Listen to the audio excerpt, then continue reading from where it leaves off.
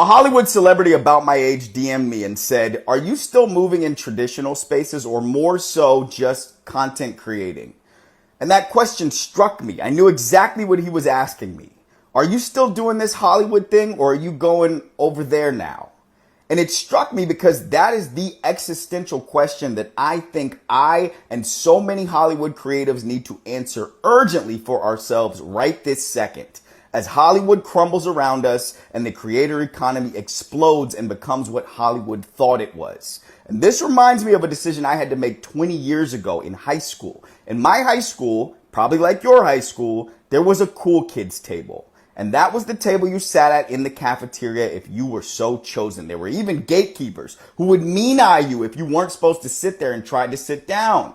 And so when I was chosen, when it was my turn to sit there, I did it. For my ego, for a place of belonging, even though I knew at that table the conversations were hollow and the kids were peaking in that moment. Then as high schoolers, I knew that they would never ever again feel the way they felt at that moment in high school. And so I made myself smaller to sit at that table. I made myself a blander, more watered down version of myself to sit there. That's Hollywood. And across the cafeteria were the geeks, the freaks, the nerds, the drama kids, the band kids, the kids that I actually was like. And I'm going to think of them as the content creators. Now, they had something going on. They were obsessively interested in what they were interested in. They dove in head first to their passions, and so they didn't have time to acquiesce and pretend and try to look like the cool kids. They didn't abandon themselves to go have a seat at that other table.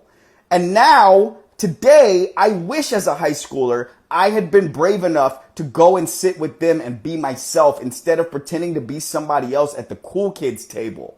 So what kind of a fool would I be 20 years later, faced with the same dichotomy, to choose to sit on a burning ship, feeling empty around people I don't like, rather than to go with myself and my passions and what I know is the future of industry?